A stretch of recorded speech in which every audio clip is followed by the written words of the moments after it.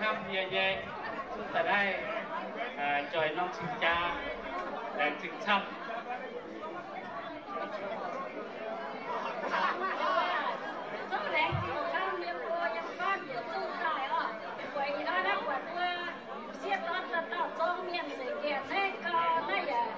你现在你大哥，你讲你做面亲家啊，你做家的亲家，你们买车还有我，你做见面带，那你做过面的亲家嘛？你讲哪里？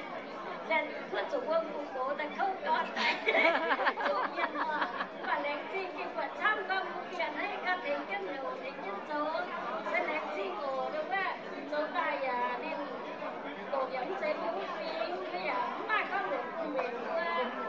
做亲家，不干你做不了，对吧？我也不在，我也听比较有呢。但係你不在，你不上工嗰啲我識，你應在，你應人喎，對吧？但係講喺要參講喺哪喎？都兩次唔會，又中一個人分大嘅。Hard act to follow, right? We'd like to say how happy we are that we are included today, how happy we are to welcome May into our family. She is just wonderful for our Mark. We've known Mark all his life, and we love Mark. What a challenge Mark has always been. But May has roped Mark in. Just wonderful. So we're very happy to be here today. Thank you.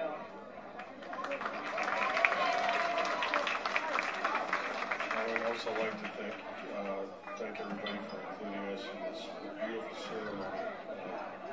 We've never been a part of something like this, but this is very special. So thank you for inviting Mark into your family. We appreciate it. We love May.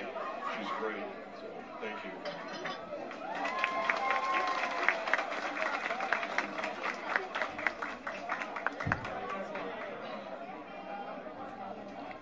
Yeah, mà đang sinh xăm giống Alaska vượt giờ tài cô như san người ba tài đang sinh xăm vượt hoặc chiếc cung của chiếc chậu tài và người tài trời trên vừa đang sinh xăm sao nào.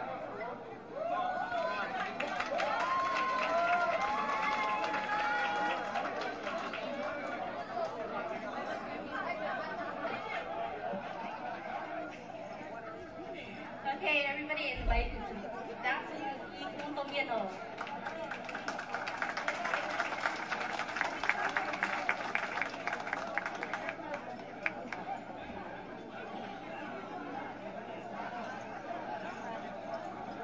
Okay, hai cái giờ này cô hiểu đó mấy chém xe ly vào ta chính trên tiêu xuống nè.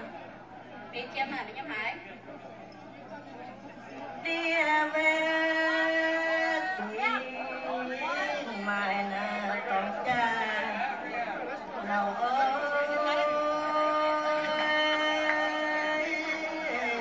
tìm nô mai tìm nhà ơi buồn hoàng ơi chồng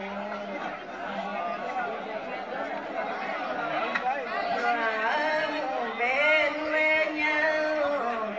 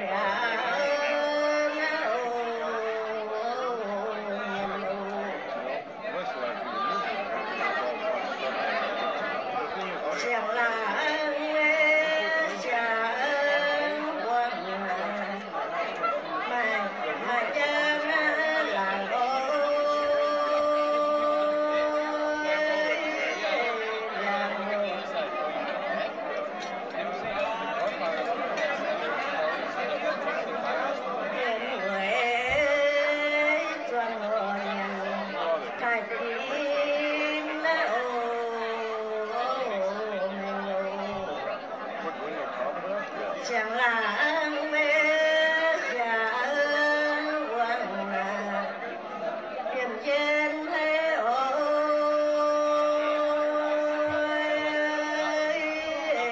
chiến lối